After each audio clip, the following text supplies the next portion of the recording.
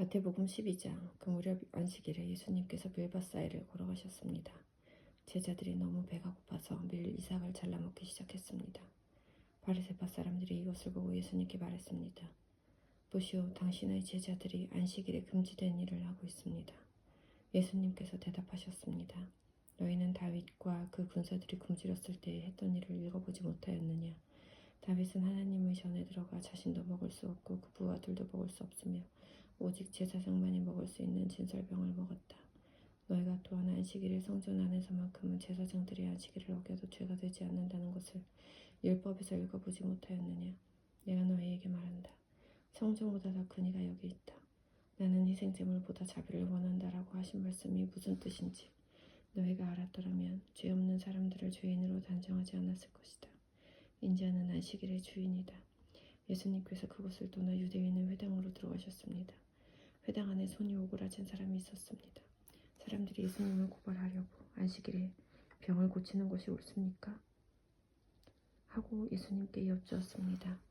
예수님께서 그들에게 대답하셨습니다. 만일 너희 중에 어떤 사람이 양 한 마리를 가지고 있는데 그 양이 안식일에 구덩이에 빠지면 그것을 끌어내지 않겠느냐? 하물며 사람은 양보다 얼마나 더 귀중하냐? 그러므로 안식일에 선한 일을 하는 것이 옳다. 그리고 나서 예수님께서 손이 오그라진 사람에게 말씀하셨습니다. 손을 펴보아라. 그 사람이 손을 펴자 그 손이 다른 손처럼 회복되었습니다. 바리새파 사람들은 가서 예수님을 어떻게 없앨지 모의하였습니다. 예수님께서 이것을 아시고 그것을 떠나셨습니다. 많은 사람들이 예수님을 따라왔고 예수님께서는 병든 사람들을 모두 고쳐주셨습니다. 그러나 예수님께서는 자신에 대해 이야기하지 말라고 이르셨습니다. 이것은 예언자 이사야의 말을 이루려는 것입니다. 내가 선택한 종을 보아라. 내가 그를 사랑하고 기뻐한다. 내 영을 그에게 줄 터인데 그가 이방 사람들에게 정의를 선포할 것이다. 그는 다투지도 않고 울부짖지도 않을 것이다. 거리에서 아무도 그의 소리를 들을 수 없을 것이다. 그는 상한 갈대도 꺾지 않을 것이고 꺼져가는 불꽃도 끄지 않을 것이다. 그래서 그는 결국 정의가 이기게 할 것이다. 모든 이방 사람들이 그 이름에 소망을 걸 것이다. 그때 사람들이 귀신이 들려서 보지 못하고 말하지 못하는 사람을 예수님께 데리고 왔습니다. 예수님께서 이 사람을 고쳐주시자 그 사람이 말도 하고 볼 수 있게 되었습니다. 사람들이 놀라 말했습니다. 이 사람이 혹시 다윗의 후손 메시아가 아닐까? 바리새파 사람들이 이 말을 듣고 말했습니다. 이 사람이 귀신의 우두머리인 바알세불의 힘을 빌려 귀신을 내쫓는다. 예수님께서 바리새파 사람들의 생각을 아시고 그들에게 말씀하셨습니다. 어느 나라든지 자기들끼리 나뉘어 싸우면 망할 것이다. 어느 도시나 가정도 나뉘면 제대로 서지 못할 것이다. 마찬가지로 사탄이 사탄을 내쫓는다면 사탄이 자신을 대적한다는 말인데 그렇다면 어떻게 사탄의 나라가 설 수 있겠느냐? 내가 바알세불의 힘을 빌어 귀신을 내쫓는다고 하는데 그렇다면 너희 아들들은 누구의 힘을 빌어 귀신을 내쫓느냐? 그러므로 그들이 너희의 재판관이 될 것이다. 내가 만일 하나님의 영으로 귀신을 내쫓는다면 하나님의 나라가 이미 너희에게 온 것이다. 또한 누구든지 힘센 사람을 먼저 묶어놓지 않으면 어떻게 힘센 사람의 집에 들어가 물건을 빼앗을 수 있겠느냐? 묶어놓은 뒤에야 그 집을 약탈할 것이다. 누구든지 나와 함께하지 않으면 나를 반대하는 것이다. 나와 함께 모으지 않는 사람은 흩뜨리는 것이다. 그러므로 내가 너희에게 말한다. 어떠한 죄나 신성모독의 말은 다 용서를 받겠지만 성령을 모독하는 죄는 용서받을 수 없다. 인자를 거역하는 말을 하는 사람은 용서받을 수 있다. 그러나 성령을 거역하는 말을 하면 이 세상에서도 오는 세상에서도 용서받지 못할 것이다. 나무도 좋고 열매도 좋다고 하든지 나무도 나쁘고 열매도 나쁘다고 해야 한다. 나무는 그 열매를 보고 알 수 있다. 독사의 자식들아, 너희가 악하면서 어떻게 선한 것을 말할 수 있겠느냐?